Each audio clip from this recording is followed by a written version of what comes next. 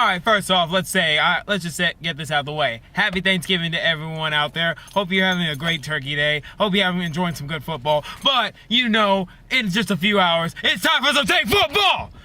Time for some Saint football, prime time, Thanksgiving. Oh, man, I cannot wait. It's against the Atlanta Falcons.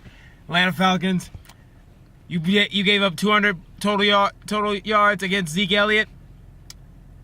What do you think? What could possibly happen when you're going against Alvin Kamara and Mark Ingram, lightning and thunder in that Saints backfield? So, here it is.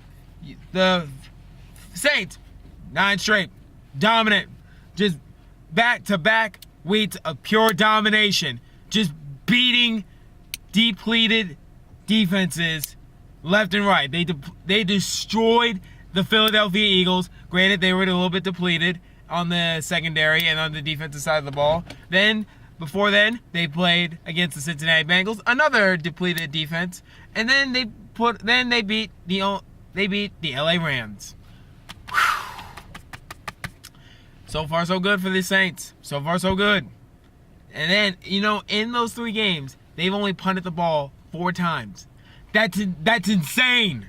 That is absolutely insanity of how efficient this Saints offense is performing at a amazing level of consistency. Also, that defense, I know the Philadelphia Eagles were a little bit depleted on the defense side of the ball, but the fact that you were able to hold Carson Wentz and the Philadelphia Eagles offense to only 1 touchdown, 7 points, phenomenal. Absolutely phenomenal. But now let's get right back. That was in the past. This is the here and now. This is the Atlanta Falcons. The last time the Saints and the Falcons played, it literally came down to a coin flip in overtime. Saints won the coin toss, and then they just marched down the field, and then they got the W. That was in what? That was in week 3. I want to say. So we're in week 11 now, and now we see how each of these teams are performing. Saints are just rolling and rolling and rolling and rolling. Falcons are reeling. They lost 2 straight. They lost to the Cleveland Browns and then the Dallas Cowboys. But when it comes to Saints and Falcons, it's always close. For some reason, it's always close in these divisional games, but I still got to roll with the New Orleans Saints simply because that defense is still depleted on the Atlanta Falcons side of the ball. No Deion Jones. He's still dealing with a toe injury or a foot injury. Saints offense is just rolling. They're clicking left and right. But here's the thing.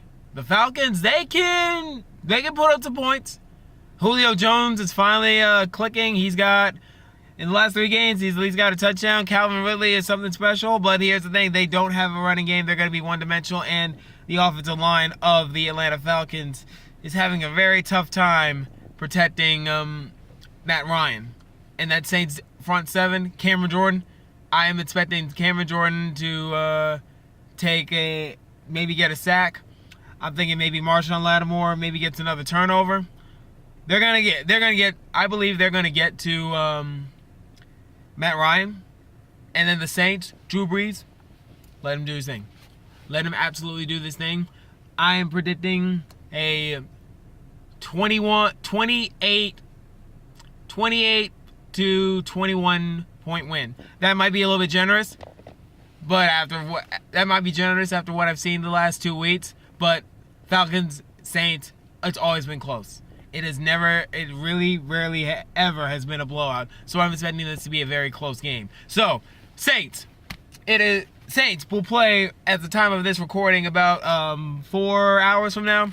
Can I get a who dat on 3? Saints on 6. 1, 2, 3. Who dat? 4, 5, 6. 4, 5, 6. Saints. Let's go. Sunday night, Thanksgiving. Enjoy the game.